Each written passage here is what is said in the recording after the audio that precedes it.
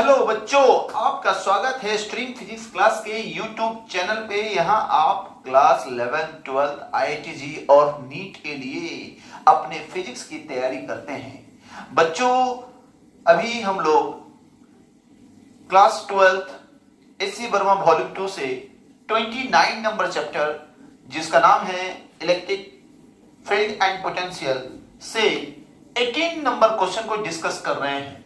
गौर कीजिएगा इस क्वेश्चन को। ए हाइड्रोजन एटम कंटेन्स, एक हाइड्रोजन एटम है जिसके पास है 1 proton and 1 electron.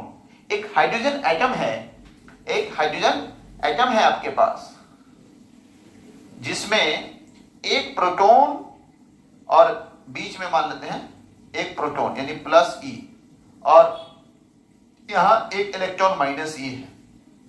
1 proton and 1 electron.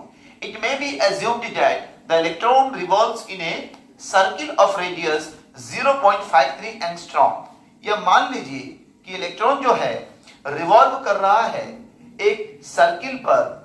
तो आपको पता है, और सर्कुलर ऑर्बिट हम लोग कंसीडर करते हैं, तो सर्किल के सर्किल पर जिस सर्किल का जो रेडियस है 0.53 एंगस्ट्रॉम है, यानी रेडियस क्या है 0.53।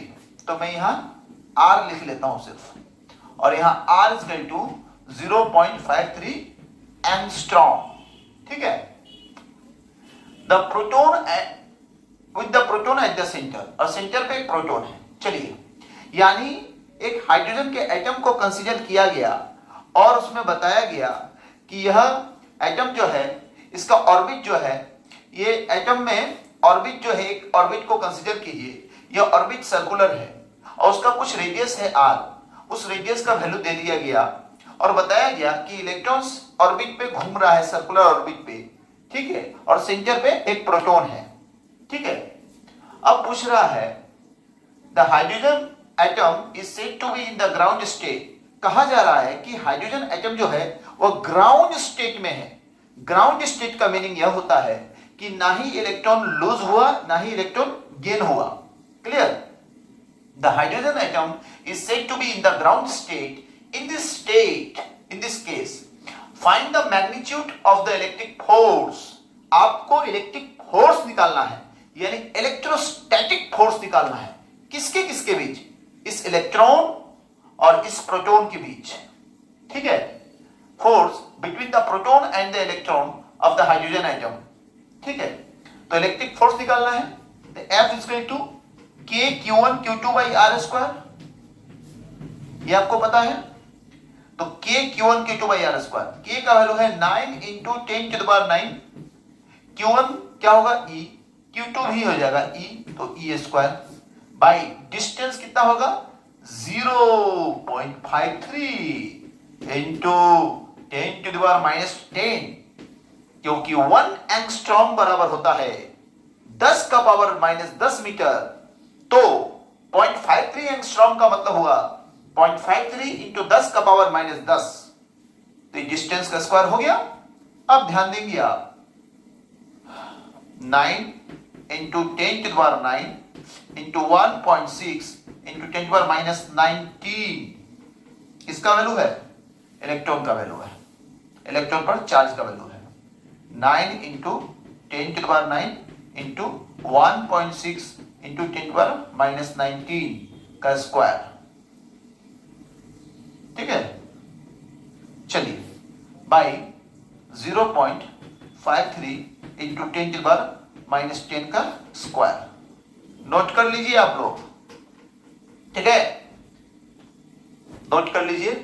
अब मैं ऊपर से कुछ पोर्शन को मिटा देता हूं।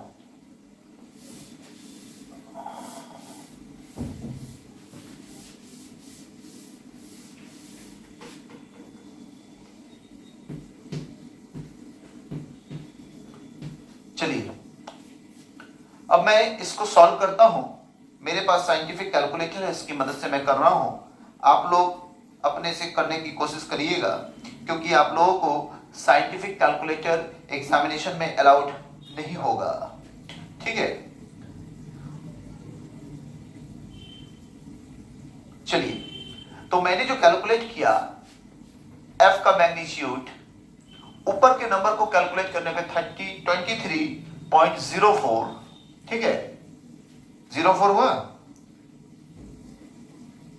और 10 की पावर को -38 प्लस 9 तो होगा -29 इंटू 10 की पावर -29।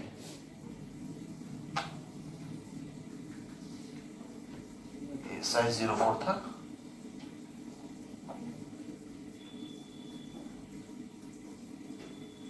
हाँ ठीक है।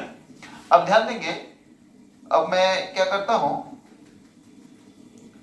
0.53 इंटू 0.53 यानी 53 का स्क्वायर करता हूं तो आ गया 0.2809 इंटू 10 की पावर -20, जो ऊपर जाने पे +20 हो जाएगा, ठीक है। अब मैं क्या करता हूं,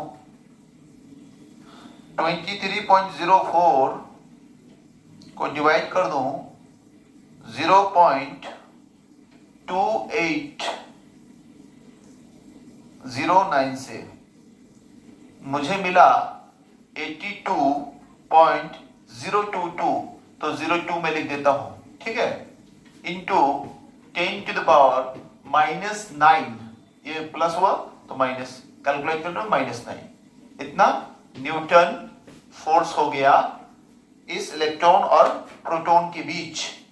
आप इसको नोट डाउन करें, फिर भी अगर दिक्कत है तो आप कमेंट बॉक्स में जाकर लिख सकते हैं, मैं आपको इसका आंसर करूंगा।